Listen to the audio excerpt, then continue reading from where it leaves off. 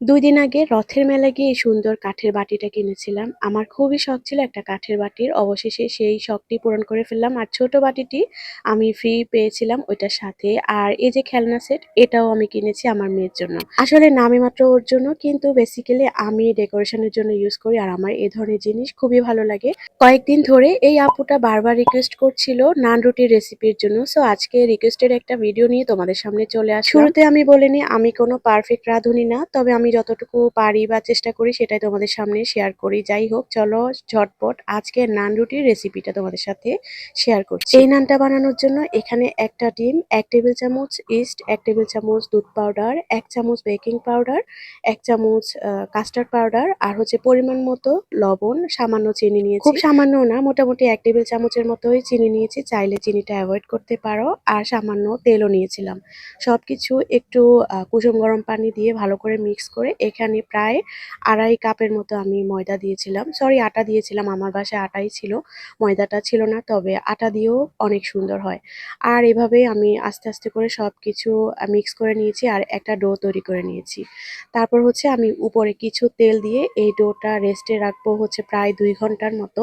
আ আমি ২ ঘন্টা দিয়ে কিছু বেশি পরিমাণও রেখেছিলাম। আসলে আমি বাসায় যেভাবে বানাই ঠিক সেভাবেই তোমাদের সাথে শেয়ার করছি। অনেকভাবে বানিয়েছি, তবে এভাবে বানানোতে আমি একদম পারফেক্ট একটা রেজাল্ট পেয়েছিলাম। আর ২ ঘন্টা পরে দেখো ডোটা ফুলে উঠেছে, একদম ফ্লাফি হয়ে গিয়েছিল। আর এখন হচ্ছে আমি রুটিটা বেলে নিব। সবার ফার্স্টে বলে নিই আমি কিন্তু রুটি ভালো বানাতে পারি না। তারপরও আমি তোমাদেরকে দেখানোর জন্যই আজকে আমি বেলে নিয়েছি ২ টো আর বাকিগুলা মাই বানিয়ে দিয়েছে, আমি হচ্ছে ছেঁকে নিয়েছি।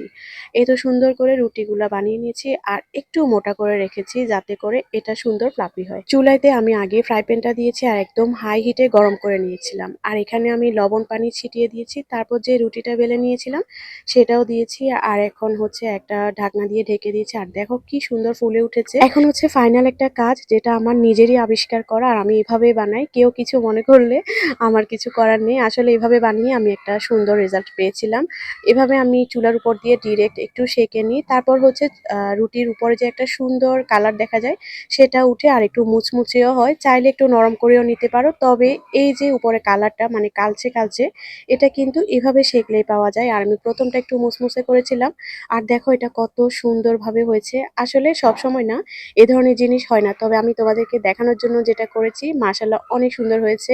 আর দ্বিতীয়টা আমি একটু নরম করে রেখেছিলাম। আর এটা দেখো কতটা সফট। যাই হোক, এটা যদি তোমরা বাটার নান করতে চাও উপরে একটু বাটার বা ঘি ব্রাশ করে দিবা। সেই সাথে একটু ধনিয়া পাতা ছিটিয়ে দিলে এর টেস্টটা আরো বেশি ভালো আসে। আজকে আমি এটার সাথে করেছিলাম চিকেন তান্দুরি। তো চিকেন তান্দুরির রেসিপিটা আমি শুট করে রেখেছি। সেটা তোমাদের সাথে আরেকবার শেয়ার করব। আজকে আসলে এর চেয়ে বেশি কিছু করলে অনেক বড় হয়ে যাবে। তো আজকে ভিডিওটা কেমন লেগেছে অবশ্যই জানাবা। আজকে আসি। আল্লাহ হাফেজ।